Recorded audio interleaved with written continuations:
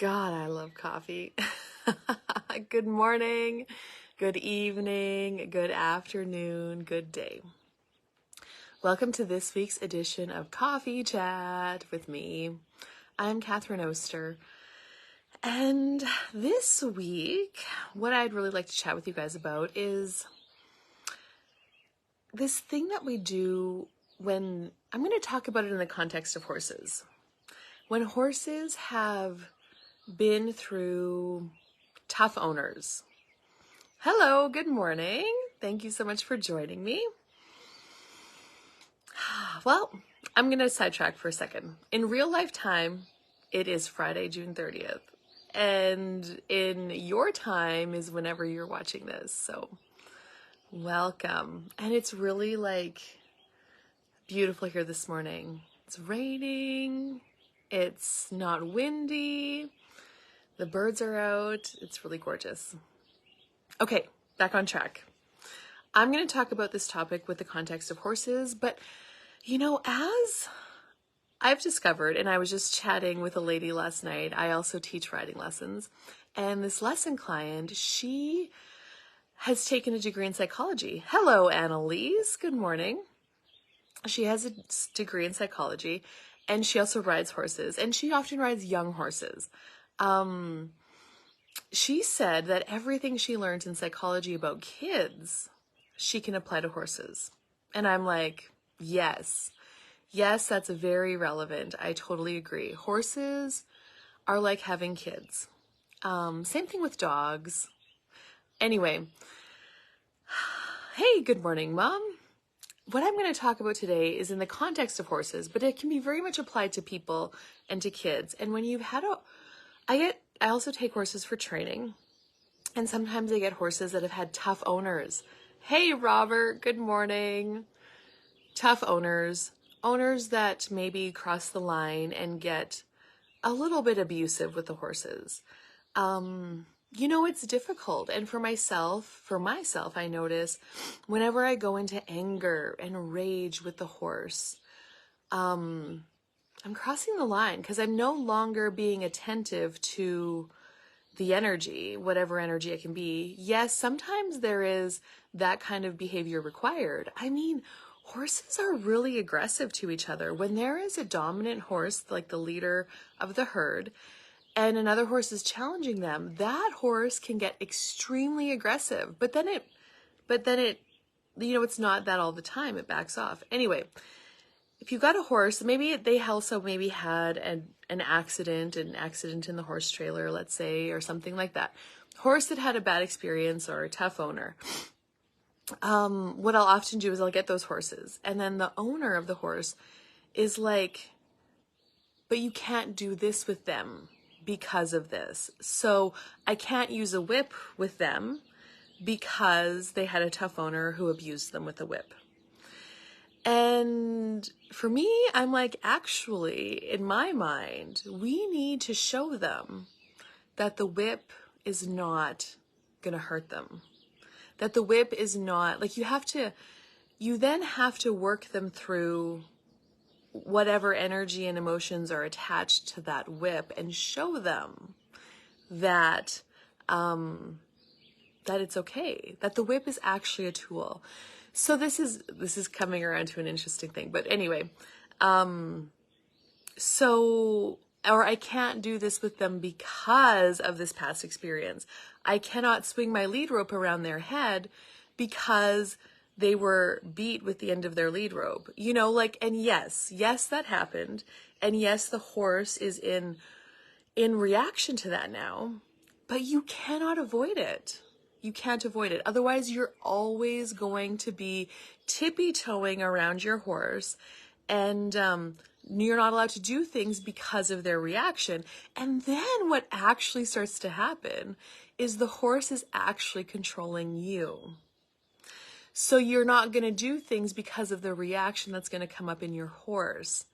But what really needs to happen is you do need to do those things, but in a manner that is very conscious, and very aware. You have to be very present with them. So you're going to bring up the rope, but you're not going to flail it unconsciously around, you're going to bring it up and you're going to get it close to them and you're going to put the pressure on. You're going to put the pressure on, like with the rope, but that makes them uncomfortable, but you're not going to get loud about it. You're just going to hold it there. And then, and you're going to allow them to realize that it's okay. And then you take it back. And then you just walk away from it, right? And so that's how you start to show them that the pressure is okay. They have to learn, the horse has to learn how to stay present and how to be and not go into reaction. It's the same thing with the whip, for example. So if a horse had a bad experience with the whip and a tough owner with the whip, they're going to have attachments to the whip, but they have to learn, if you want this. And they need to trust, exactly, Willow. They need to trust the person. And they have to be shown again how to trust, but it's not shown by avoiding those things. It's shown by using them and being sensitive to the energy, the amount of pressure you're applying with it. And then you keep the pressure in place until the horse relaxes and realizes that it's okay. So, because I see a lot of horse owners just avoiding it now, and then they're not allowed to do this with their horse because of this experience. And then what that ends up leading to is they almost can't, and then it gets to different things. It's okay, Nicole, you can catch the replay.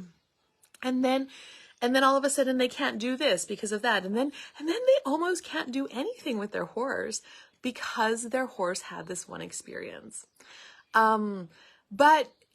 But you also need to be aware of this. So that's where you do maybe need to seek some help if you're working through something like this with your horse or any animal, or kids. Because like I mentioned in the beginning, horses and kids and dogs are very similar. Hey, Colleen, good morning.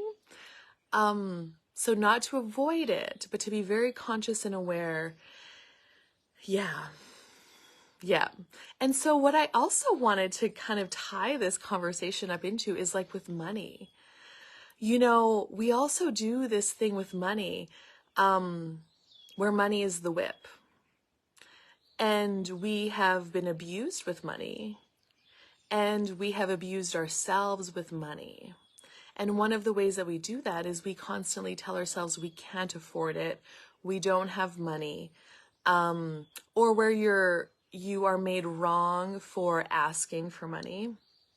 Or when you have a person who bribes you and attaches obligation to money. Hey, good morning, Marilyn. Money becomes the whip, the tool that was used to abuse you. And then you start to hate it. You hate it. You avoid it like the plague. And then you end up not being able to have it because of this, And this was something that really showed up for me. And my parents did not abuse me. I was more self-abusive to myself with money than anything. But I hated it. I hated that it didn't come to me. I hated that I had to work so hard for it. And this was this was 10 years ago, before I started changing the energy that I had with money. And I hated that people, that rich people were mean. And but not just rich people are mean, like all people are mean. But we have these judgments and attachments to something, and it's not the thing. Money is like the whip. Money can be used to destroy. It can be used to abuse. It can be used to control. And that's what I really hated about it. And so I avoided it. And not consciously. This was not cognitively. I did not go around thinking I hate money. I just had all these points of view and energies attached to it. And so what I had to learn, I had to teach myself, that money is a whip, and a whip can be used to create beautiful movements in the horse. The whip can be used to fine-tune the aids and make the horse more responsive and sensitive, as can money be used to create your life in such a greater way where there's more ease, joy, and glory. And then you can also use money to change the lives of other people around you or whoever you desire to contribute to. Yes. Nicole, I'm just learning this whole money. I hate it. I know. And it's such a thing. Anyway, so I just wanted to kind of drop these little food for thoughts in your world today and invite you to, if you have a horse that's maybe had a bad experience, or maybe you are that horse that has had some bad experiences. What are you avoiding? Maybe it's with money. Maybe it's with something else. Yeah, I'm curious. And if you have any questions or anything, I do offer coaching sessions for clients. You can let me know. And I'm also going to be diving into the How to Become Money workbook. And the How to Become Money workbook is one of the tools that I use to change my financial reality, the energies that I have around money, the points of view, and that opened myself up to using money as a creative tool in my life, to actually enjoy it and love it. Because when you have that hatred of something, it doesn't show up in your life. But when you have this energy of loving and gratitude for it, it starts to show up more in ways that are beyond what you could ever imagine possible. So keep your eyes out for that, because that's going to be starting to happen in July. But yeah, and anyway. Good morning, Loretta. I'm just finishing. You're going to have to catch the replay. Yeah, well, that is coffee chat this morning. Coffee cheers. I hope you're having the best coffee ever, or tea, or whatever you enjoy, and have an amazing Friday and long weekend here in Canada, celebrating Canada Day tomorrow.